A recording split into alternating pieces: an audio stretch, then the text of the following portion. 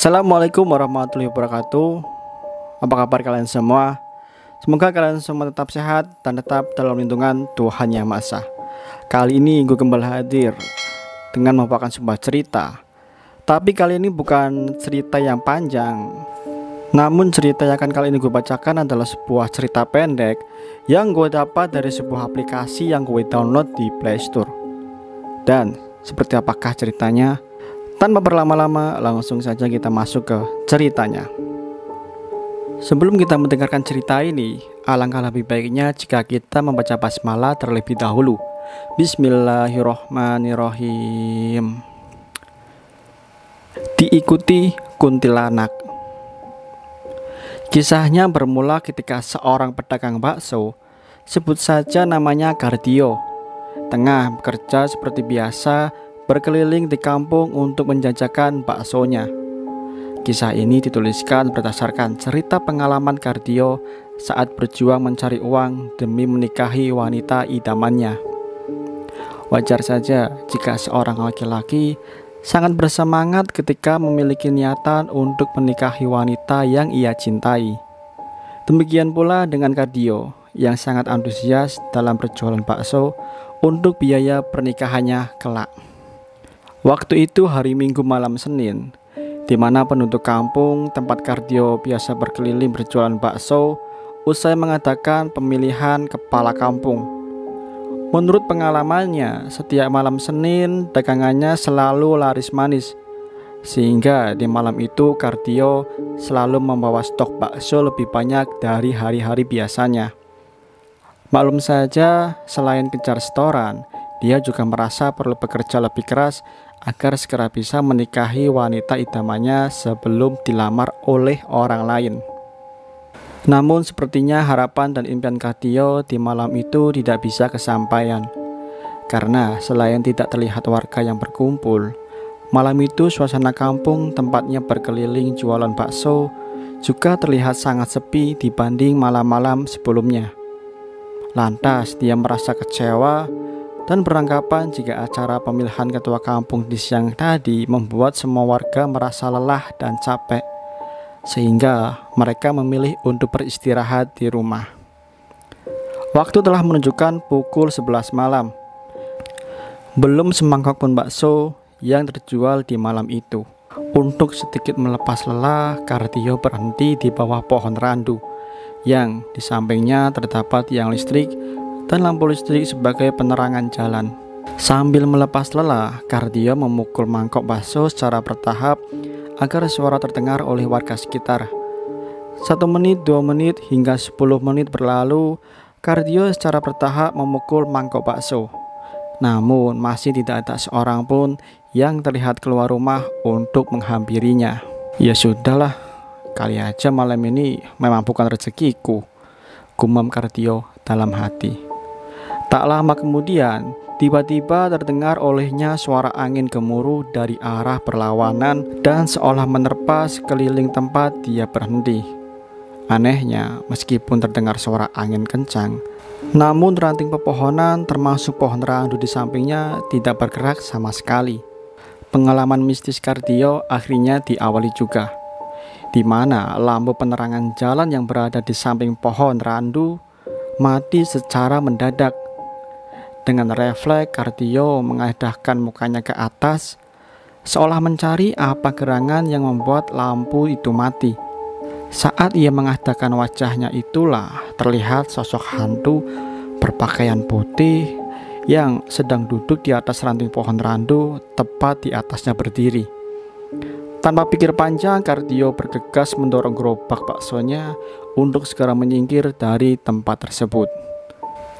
Rasa kaget bercampur merinding seolah semakin membuat Kardio ketakutan, beriringan dengan terciumnya aroma bangkai yang membuatnya mual.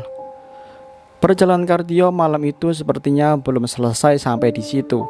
Dia masih berkehendak kembali berkeliling kampung, meskipun dengan hati was-was dan gelisah atas kejadian yang barusan dia alami. Meskipun Kardio menyadari jika yang dilihatnya tadi adalah penampakan sosok hantu kuntilanak, namun dia tidak memiliki pilihan lain kecuali kembali menjajakan dagangannya. Setelah sekitar 15 menit mendorong gerobaknya, akhirnya terlihat pembeli pertama memanggil dan menghampirinya. Sambil membuat bakso, Kardio menceritakan perihal kejadian yang barusan dia alami, yakni melihat sosok kuntilanak di pohon randu yang masih berada di kampung itu juga. Aneh dan kembali merinding. Kala itu tiba-tiba tercium aroma wangi semerbak layaknya bunga melati yang tengah mekar. Singkat cerita, pembeli telah masuk ke rumah dan Kardio kembali mendorong gerobak sambil memukul-mukul mangkok sebagai pertanda seorang bakso lewat. Tak lama kemudian terdengar suara seorang wanita dari arah belakang seolah meminta dirinya untuk berhenti. Namun begitu Kardio menoleh wajahnya ke belakang, tak terlihat seorang pun. Kejadian ini sampai terulang sebanyak 3 kali. Dan pada panggilan terakhir, Kardio melihat sosok wanita yang tidak begitu dia kenal berjalan mendekatinya dengan membawa mangkok. Kardio lantas berhenti, karena dia yakin wanita itu adalah seorang pembeli yang ingin membeli baksonya. Kardio pun menunggu pembeli itu, dan seperti biasa, dia menunduk ke bawah untuk membesarkan nyala kompor yang dipakai, agar air tempat merebus mie segera mendidih. Seusai membesarkan nyala kompor, Kardio kembali berdiri dan menoleh ke arah wanita yang tadi memanggilnya. Namun, apa yang terjadi? Dia mendapati sosok kuntilanak yang tadi tengah berdiri tepat di belakangnya. Saking takutnya, Kardio bergegas mendorong gerobaknya tanpa menghiraukan air rebusannya tumpah. Lanjut ke cerita yang kedua. Cerita yang kedua ini berjudul Kisah Sopir Ambulans. Kisah nyata, panggil saja Pak Alif. Beliau ini bekerja sebagai sopir ambulans di salah satu rumah sakit cukup terkenal di Surabaya. Siang itu, seperti biasa, beliau dan teman sesama sopir sedang bercengkrama di barak ambulans. Ketika sedang asik-asiknya ngobrol, tiba-tiba ada panggilan dari kantor. Ada sebuah kecelakaan mobil yang terjadi.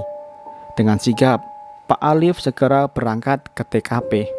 Di TKP, beliau langsung mengambil alih pengangkutan korban yang kebetulan korban tersebut telah tewas di tempat dengan keadaan yang mengenaskan. Korban segera diangkut ke rumah sakit untuk diotopsi. Seusai menjalankan tugas, Pak Alif mencuci mobil ambulansnya tersebut dari luberan darah korban. Pak Alif membersihkan darah korban yang tewas dalam kecelakaan.